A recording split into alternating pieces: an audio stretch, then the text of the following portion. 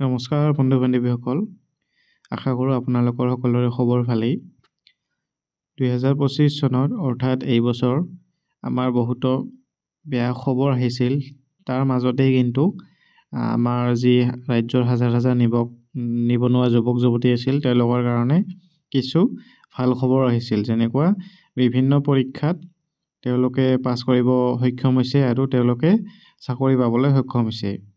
ইয়াৰ লগতে সেই নিবনুৱাসকলৰ মাজৰে বহুতে ইতিমধ্যে বিভিন্ন পৰীক্ষাত অৱতীৰ্ণ হৈছিল, কিন্তু তেওঁলোকে সেই পৰীক্ষাবিলাক পাছ কৰিব পৰা নাই আৰু তেওঁলোকে বৰ্তমান হতাশাত ভুগি আছে যে আমি আকৌ এনেকুৱা চান্স পাম নে নাই। গতিকে আজি আমি এই ভিডিঅ'টোত অহা বছৰ হ'বলগীয়া কিছুমান পৰীক্ষাৰ বিষয়ে আলোচনা কৰিম। কিমান হ'ব পাৰে, অহা বছৰ হ'বনে নাই, এই বছৰ নটিফিকেশ্যন উলিয়াব নে নাই, সেইবিলাক আমি এটা আলোচনা কৰিম। ইয়াতে জনাই দিছোঁ আপোনালোকক, এইটো অকল এটা আলোচনাহে কৰিম এই ভিডিঅ'টোৰ জৰিয়তে। মই ইয়াত কোনো অফিচিয়েল ইনফৰমেশ্যন পোৱা নাই যে হ'বই বুলি এটা পৰীক্ষা নাইবা এখন নটিফিকেশ্যন।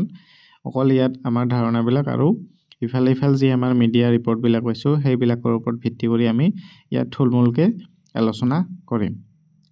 গতিকে আমি এই বছৰ অৰ্থাৎ 2025 চনতেই নৱেম্বৰ আৰু ডিচেম্বৰ মাহত কিবা বিজ্ঞাপন প্ৰকাশ পোৱাৰ আশা কৰিব পাৰোঁ নেকি? প্ৰথমতে এই প্ৰশ্নটোৰ উত্তৰ বিচাৰিলে মাননীয় মুখ্যমন্ত্ৰী ডাঙৰীয়া হিমন্ত বিশ্ব শৰ্মাই কেইদিনমান আগতে এটা ইণ্টাৰভিউত কৈছিলে যে অতি শীঘ্ৰেই পুলিচৰ কাৰণে কেইটামান নটিফিকেশ্যন ওলাব বুলি কৈছিল, পষ্ট ওলাব বুলি কৈছিল। এতিয়া বাৰু নৱেম্বৰ আহিলে, কিন্তু আমাৰ যি অলৰেডি হৈ যোৱা পষ্টখিনিৰে এপইণ্টমেণ্ট এতিয়ালৈকে হোৱা নাই, খুব দেৰি হৈ আছে। গতিকে হয়তো নৱেম্বৰ মাহত নোলাব। গতিকে পুলিচৰো এইটো বছৰত আশা কৰি লাভ নাই, যদিও আমি 2026 চনত পুলিচক লৈ খুব পজিটিভ আছোঁ। পুলিচৰ পষ্ট ভালেকেইটা ওলাব বুলি আমি আশাবাদী। এতিয়া যদি আমি চাওঁ এডিআৰইৰো খুব সম্ভৱ এই বছৰ এপইণ্টমেণ্ট দিয়াৰ দিনাই চাগে আকৌ CM ছাৰে এনাউন্স কৰিব, নাইবা সেই খবৰটো আমি শুনিবলৈ পাম যে এডিআৰই 3.0 আহিব বুলি। হয়তো এইটো 2026 চনত এক্সামটো কণ্ডাক্ট নহয় আৰু সম্ভৱো নহয় চাগে, কাৰণ নতুন চৰকাৰ গঠন হ'বইহে। গতিকে সেইবিলাক কাম কৰোঁতে চাগে ইমান সময় নহ'ব যে ইমানখিনি কৰা সম্ভৱো নহয় এডিআৰই পাতা নতুনকৈ, কাৰণ ইয়াত 20-23 লাখ 25 লাখলৈকে কেণ্ডিডেট আহে। ইমান এটা ডাঙৰ পৰীক্ষা ইমান দৌৰা-দৌৰিকৈ এনেকৈ পতাটো সম্ভৱ নহয়।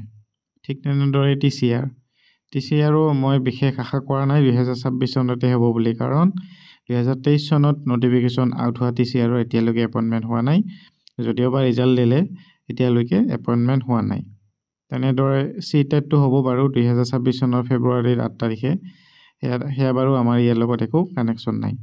তেনেদৰে বাকীবিলাক এক্সাম যি হেল্থ বা আন এক্সামবিলাক, সেইবিলাকৰ কথাও এতিয়ালৈকে কোনো অফিচিয়েল নিউজ মই পোৱা নাই, বা ইফাল মই নিউজ বা এনেকৈ ইফাল ক'তো পোৱা নাই।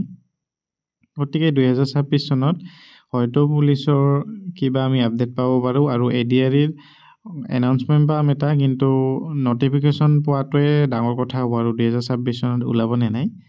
কিন্তু আমি 2027 চনত TCR হওক, এডিআৰই হওক, আছাম পুলিচ হওক, এইবিলাকৰ নিশ্চয়কৈ পাম, তেনেকুৱাটো আশা কৰিছোঁ। গতিকে আপোনালোকে